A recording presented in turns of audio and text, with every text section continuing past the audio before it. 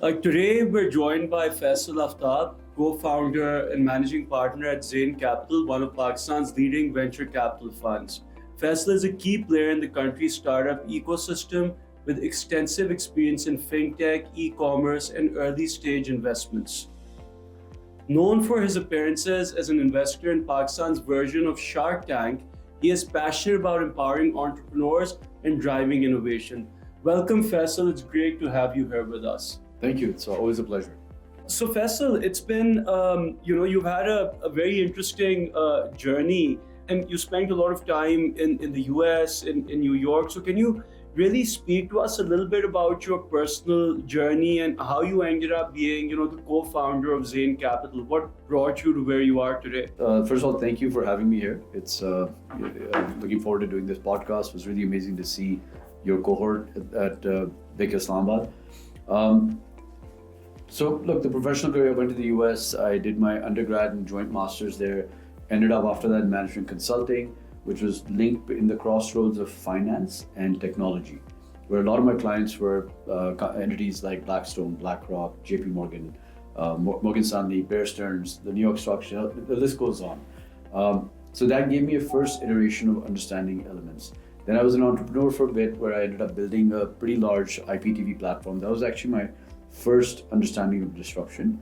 This was the time when YouTube and Netflix and things like Apple TV were disrupting the traditional television industry, or the medium were all the compression standards were all recording this content on today, and so that gave me a perspective. Then around 2008, while I was living in New York at the time, we had something called the global financial crisis, and that's kind of when I woke up and I said, wait a minute, what's happening here?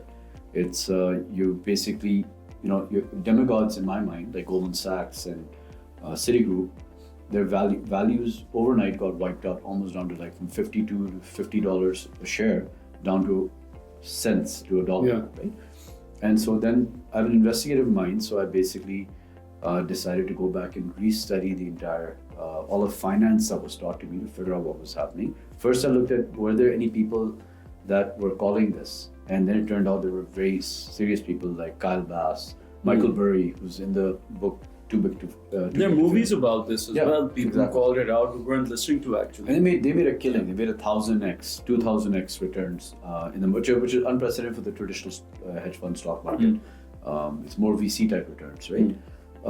So wahan pe when I went back, I basically went all the way back to understand, because they don't teach this in college, and I know we're in a college here, so maybe you guys should you're teach teaching it though. Yeah, exactly. So then I realized, wait a minute, there's a whole history here that I didn't understand, and I realized that there's a reserve currency element, and then what the reserve currency is backed by really has a difference on pretty much our way of life and how people are feeling, domestic strife to like business stress to you name it, like social stress. So to cut a long story short, I detected a pattern. And that pattern was that we're dealing from gold, first and foremost, in 1971. And then since 71, we've been backed by nothing but the 10-year US Treasury, which is a debt instrument. So the current monetary system is a debt-backed monetary system, which means unless credit or debt is expanded, the system will contract. And credit is in the form of not just corporate credit or government bonds or credit cards or mortgages or car loans. It's in every format out there, right? That you just need to, even when sovereigns are borrowing, like Pakistan. And so there was a pattern that every time borrowers ran out, new countries were brought online. And so this played out in 1998. We had this great crisis, which started with the Asian tigers, and a bunch of countries defaulted. And you had basically one hedge fund on Wall Street called Long-Term Capital Management that had $1 trillion in AUM, basically implode. And then all of Wall Street had to bail out that fund because that exposure to all the banks. Fast forward to basically the year 2008. And by the way, right after 1998 and 2000, the Eurozone was brought online, which was basically using France and Germany's balance sheets to basically make everybody else creditworthy. And then massive credit expansion took place all over Europe, eventually till everybody had bought a house and a cell phone, a car on debt. And then now they've run out also. And then they ran out in 2008, right? Yeah. And so then after 2008, immediately after which is the one I lived through, and everybody wakes up when you go through an economic crisis. And I think most people went through one in the last 2 years, which was as bad. So I think a lot of people have woken up as well. Yeah. So at that point in 2008, suddenly they brought up the BRICS online, right? So it's like China was the engine that ruled the world and expanded credit. So then I started looking. This is relevant from my perspective why I moved back to Pakistan to start investing. Yeah. So you think we're being brought online now? We've been brought online. We've been brought online. It's a process, right? 10, 15 years. So when I looked at it, Goldman Sachs coined this term called the next 11. Yeah. And when I looked at that, then so it looked like it was going to be the next economies that are going to grow, which was again credit expansion. Yeah. So when I looked at it and I said, wait a minute, at least Pakistan, I have some level of home turf advantage where I understand this. I mean, if I land in Egypt, and you've told me separately, it's also a very undervalued market, right? Extremely. So there's a lot of room for growth also. Exactly. Then that's the upside here, right? Yeah. So to make a long story short, I moved to Pakistan and set up the first venture capital fund in partnership with a friend of mine. That's a large conglomerate business family in Pakistan. Yeah. And then in 2020, I set up, went solo and did my own fund, which is now known as Zayn Venture Capital. Yeah. And the thesis is that we're in the exchange of value disruption, and which is primarily, for most people would call it in the form of fintech, consumer facing, whether it's payment platforms or lending platforms. But really, it's actually the underlying protocol change where money is merging with the internet. And so what you see as Bitcoin or Ethereum, these are just nothing more than protocols. And because money or the financial structure itself is not just one protocol, you have a gold and commodities layer. You have basically your securities and bonds and treasury layer. So different platforms are competing for different use cases. So, basically Bitcoin is digital gold in a cashless society where no cash exists. Ethereum is a platform, distributed computing, on which you will have NFTs which are non-fungible tokens. Smart contracts. And these will be like basically आपके जो घर का token हो गया, art, you have art उसका जो token है, it's like papers. Fractional ownership. And eventually fractional ownership, stocks eventually will get tokenized. So that's the thesis. And then then I'm obviously keeping that in mind, I'm investing in companies that are building on-ramps and bringing consumers in, but ultimately eventually central bank digital currencies, and in Pakistan it's called Rast, which is the main payment gateway at the central bank. Just like India has UPI, then you have Bank of International Settlement. So there's all these nodes. It's a whole separate conversation, but you have to go in with that vision. And so I'm very bullish on Pakistan. Because to me, there's two Pakistan. There's the documented Pakistan that has a debt to GDP ratio of 86%. Yeah. And then there's a whole black economy that I believe is collectively another $600 billion. Yeah. And technology is capturing that and documenting it, because it's got prime example. We've discussed this many times when we're hanging out. Yeah. Okay, most people don't realize that when you're ordering, let's say your declared income is 50,000 rupees a month to the FBR. But you are out there on Food Panda and you're ordering 5 lakhs worth of food every month, even if you're settling in cash. वो transaction the piche log ho gaya. But that's how the informal economy is coming online. And this data is, once this data is there, you can't undo this data. Fintech adoption in Pakistan has still been, relatively sort of slow. If you look at markets like Africa, they adopted fintech much sooner. And even in I haven't seen it myself, but I've read and I've heard that even in really rural parts of Africa, you can see like villagers, using electronic payment systems. In Pakistan, a lot of our transactions are still in cash. So what is the reason that we've been slower to adopt fintech, and you kind of see that changing in the near future? And are there any sort of policy changes or other interventions that the government can or should do to lead to that transition? Sure. So, I'll do the analogy with India, right? Because we're very similar to India. So in Pakistan, actually, fintech adoption at the payments layer is very rapid. We're actually one of the fastest adoption rates in the world right now. Okay. The McKinsey report recently actually identified that also. Okay. Look, what you call the lower income demographics, they have nothing to hide. the banking system is not allowing them to come in because they're not high net worth individuals. Yeah. And so they actually want to open accounts. Yeah. But they can't. So वो सारे easy पैसा jazz cash पे domestic remittances पहले जो बंदा तनख्वाह लेता था और फौरन छुट्टी मांग के बस पे अपने गांव जाता था give the money, अब वो easy पैसा और jazz cash कर देते हैं या नया पे कर देते हैं. Yeah.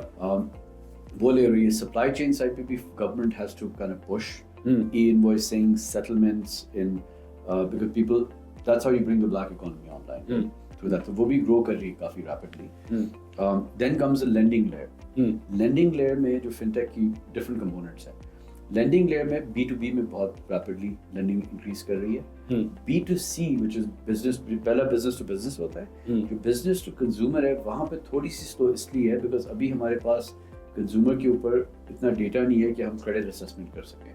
Transaction history, जो banking system है उसमें तो आपको transaction history नजर आ जाती है. Patterns नजर आते हैं कि हर first of the month अगर आपको एक certain amount is coming, that's more than likely salary. Yeah. And you can see spending habits. So वहाँ पे, at least in my approach, I've not gone into any B2C lending because वहाँ पे losses बहुत जल्दी 30-40% पे आ जाती है. Yeah. Default rates are pretty high. Exactly. But we're actually, I think for fintech, we're probably one of the fastest. No, but you've invested in companies that are doing B2C lending, yeah? It's B2B2C. B2B2C, that's right. Okay, so there has to be a business in the middle to validate the credit worthiness of the... Exactly. Okay. Even Edufy, the credit scoring. Like Edufy and everything, Edufy, that's also Edufy, B2B2C, yeah. B2C. Okay, got it, yeah. Even Abhi's B2B2C. So in terms of it'll come to, let's say, like Beaconhouse. And say, hey, look, you have a certain amount of payroll. You have X amount of salary advance requests that come every month. Yeah. We will take over that. But then you are guaranteeing against their accrued salary. Okay. तो वो protection मिल जाती है. Versus मैं जाऊँ बंदे के घर खुद collect करते हैं. वो तो बहुत मुश्किल काम है. ठीक है. So tell me, like for the young people out there who want to be entrepreneurs, there are a lot of new technologies coming up now. AI, well, they're AI, blockchain, many other things. What are the sort of verticals that you see as ripe for disruption by using these state-of-the-art technologies? What kind of area should young entrepreneurs be really looking to disrupt? Yeah, so I mean, fintech and all the commerce platforms, these ideas are kind of done, right? The winners are यहीं से emerge करेंगे जो पिछले सबने invest किए थे, right? So you don't think there's a lot of room for new players over there? You can, but like most verticals have been taken, right? Okay. Like just logistics में हर चीज में कोई ना कोई घुस गया है, right? And they've been well funded. So let's come to, but I think the most unprecedented opportunity is now in front of us, and I mean, it's a very exciting time to be a young person because जैसे जैसे आप बुढ़े होते जाते हैं तो आपकी capacity to build something new कम होती जाती है. It's easier for me to invest in someone. So जो blockchain और artificial intelligence की disruption है, ये I think humanity ने इस scale की कभी कोई चीज़ नहीं देखी है. And let me just unpack blockchain. While there's a use case of money, but it also is basically a chain that locks in data and authenticates data. Now, why is that important? Because today we live in a trust-based internet data world. Trust का मतलब ये है कि I find a profile. I think this is Nassir Kasuri's profile, but there could be 10 imitations of it. It's not authenticated. Right? That's on social media. What blockchain will do, it will authenticate that this data belongs to Nassir Kasuri. Yeah. And then obviously for AI, it's going to use that authenticated data on blockchain to thrive because, for example, when you do ChatGPT, it has to basically look at publicly available sources, and some of its own thought process is dependent on some false data sets and some accurate data sets. But once the data sets are authenticated, then artificial intelligence will thrive like crazy on it. This, I'm not just talking like basic data search, right? I mean, this is your transaction history. This is your footprint of how much your pupils dilated when you went on certain sites on the internet. Sounds scary. And all that data is being packed, right, on this device. That's why, अगर आप battles देखें, so you have to worry about your pupil dilation when you're looking at your phone now. Yeah, I mean, आप खुद सोचें कि 3 इतने बड़े कैमरे इस साइड पे और इस साइड पे भी हैं. What are those doing? Yeah. They're actually looking at and facial expressions, all these things, right? So these are things we have to consider, but at the same time, it's a great time. So what are the verticals? Which ones do you see? You're saying that fintech is pretty. To me, fintech ki ab wo Logistics, there are a lot of players in it. Do you see any spaces which are blockchain like is- low-hanging fruit almost Yes, right so now? basically blockchain is actually fintech, right? Yeah. So blockchain ke andar you can actually like I think a lot of the infrastructure layer for linking the traditional fintech and financial structure with the blockchain on ramps, uske baad jo custodians, इस तरह की जो layer 2 और layer 1 and layer 2 solutions हैं उसमें वो थोड़ा सा specialized है. So I won't go too into it, but I'm sure there's going to be at least of 2-3% of the audience that understand that, right? But let's go into the more easier one because this I think is great. After AI, the programming language has turned into English versus having to learn specific coding, right? Yeah, you just write what you want and it write- converts it like, I into... mean, the code is written for you. Exactly. Yeah. अगर आप जाएं Meta पे, right? So मैं अभी मैं किसी को सुबह ही बता रहा था in earlier coffee meeting कि ऐसे कि look, I mean the profound change. मुझे एक दिन I was you know like when we're sending friends invites, so I send it over WhatsApp. Yeah. तो और फिर हर एक RSV कर रहा है individually. I'm like why can't I create a tool similar to जो आपका survey tool है WhatsApp पे, जिसमें जब invite भेजूँ तो वो check mark कर दे yes or no, like as in like I'm you know. Coming and it gives you the tally at the end. And I get the tally at the end and it's individual accounts. So I actually went to Meta. Yeah. And this was something that Eric Schmidt from Google had watched a podcast, so he had planted the seed in my brain. Because you can go and build a company and you don't need coders. And you just basically go and ask the questions, it'll actually tell you how to do it and tell you the AI apps to execute. So it takes away a bunch of different things. So I went into Meta. Takes away a bunch of jobs also. Of course, that's the next part. Right? That's the next part, yeah. But so now you go in, I went into Meta, I said, okay, you know, I want to build this API to, you know, do this event, like similar to an Evite type confirmation tool. How do I do this? It tells me set up a WhatsApp business account, set up this, blah, blah, blah steps, and do this. I'm like, okay.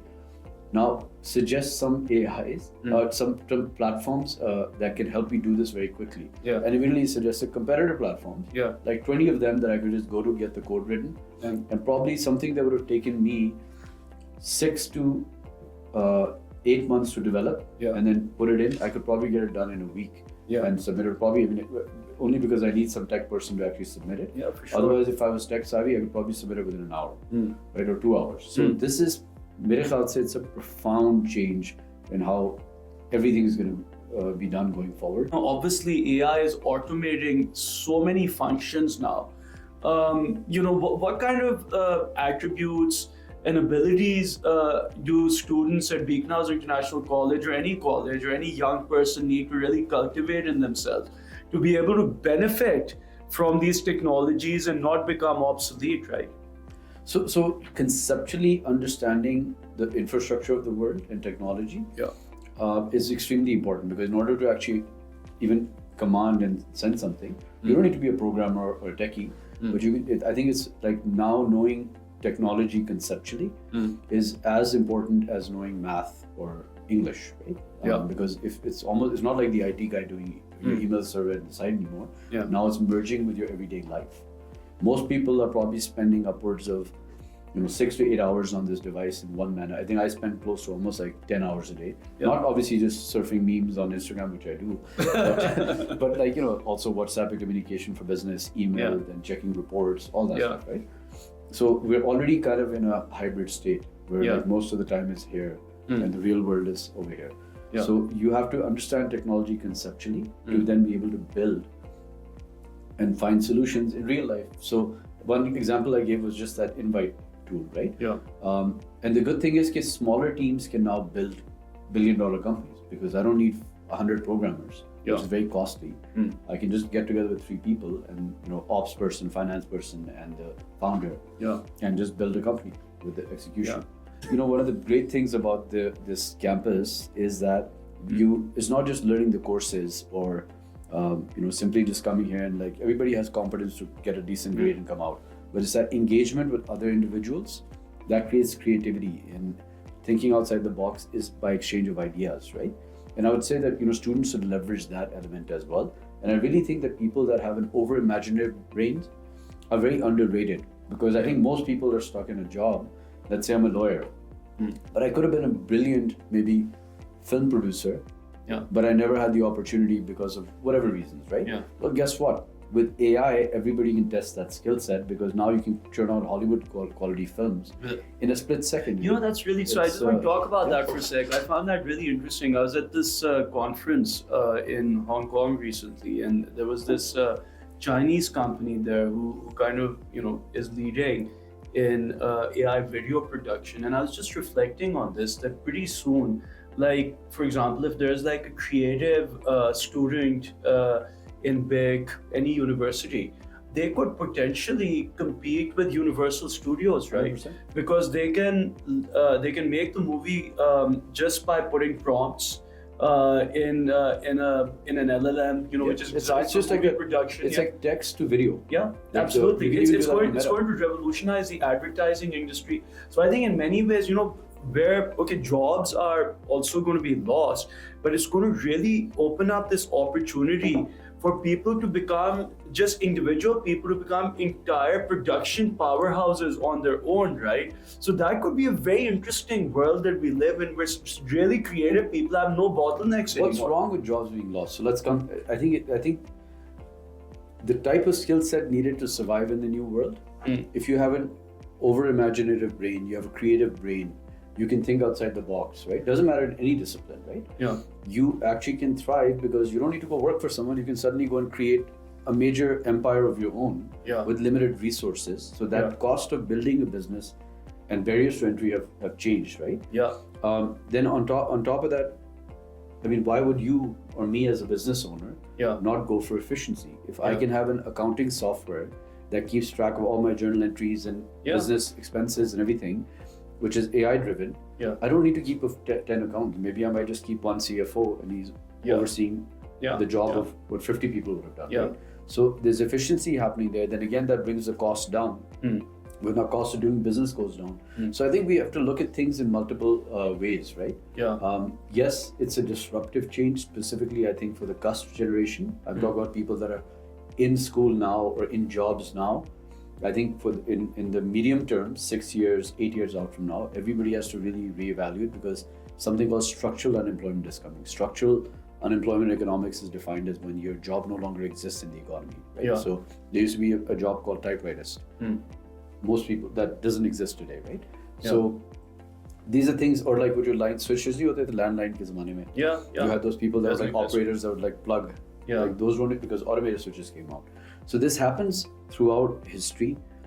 I think the cusp generation is the most vulnerable, and that's why it's a great time for this podcast because everybody has the chance right now to think outside the box and kind of think ahead. I mean, what I kind of see happening is, we're going to, for the first time maybe in history, move from a paradigm, where you have sort of employers and employees to an economic structure where you have a lot more, self-employed creators. Of tech innovation, music, movies, art, everything, Exactly, art. I think it's going to be a very different sort of paradigm that we're going to. And then, with social media platforms, you'll have like distribution channels, which you can use. So you won't have to pay someone to use their distribution channel either. And then you also have like technology, like for example, like 3D printing, right? Which can allow people, if they have innovative engineering ideas, to basically do prototyping at essentially all very marginal cost, right? Whereas previously you'd have to spend like $10 million to develop a mold. So the barriers to entry are gone. So, I mean, in some ways it's scary, but in other ways, the opportunities that it opens up for creative people are unlike anything that has ever existed before. I'll tell you, the people. I'll talk about, like, for example, our kids are some of our kids are the same age, some are your kids are older. Your cusp generation, they're gonna have to really rewire their brain quickly. To kind of not get disrupted over the next 6 to 8 years. So they have to be open to both the existing system, because UV system chal raha hai, and they have to work harder to actually figure out what's going to happen in this system.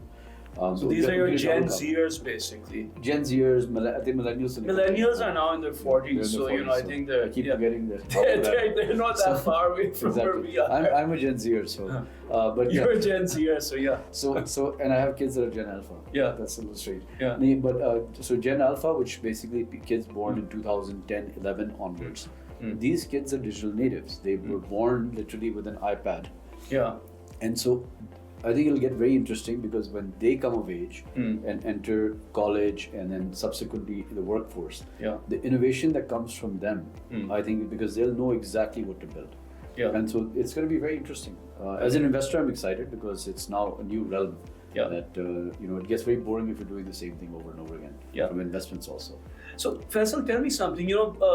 I've been kind of following this, the startup ecosystem for a few years in Pakistan now, and in the beginning, some really big valuations came in, and then they were suddenly destroyed also. Right? There were a few scandals also.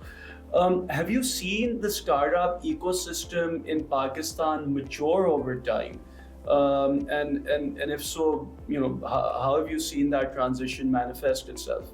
Yeah, look, I mean, 30% of the cohort in any grouping that you put in, end up turning into con artists, right? That's just the nature of how things are. When you go to any, you could put like 100 people in a room, and 20 to 30% will turn up in some sort of I would call like a fake element, right? That are not necessarily fit for the particular job or whatever aggregate there is. So that's kind of what you saw in some of the scams. People are calling it failures. They weren't failures. They were. But are you seeing more mature, sensible startups coming forward now? Yeah. So what's happened is that people understood that if you fluff numbers, right, or if you basically make assertions that aren't necessarily true, eventually it catches up to you. So shuru mein they looked like they were raising funds very quickly, but you can't raise so much funds and spend them all in 6 months. I mean, this was like mind-boggling proportions, right?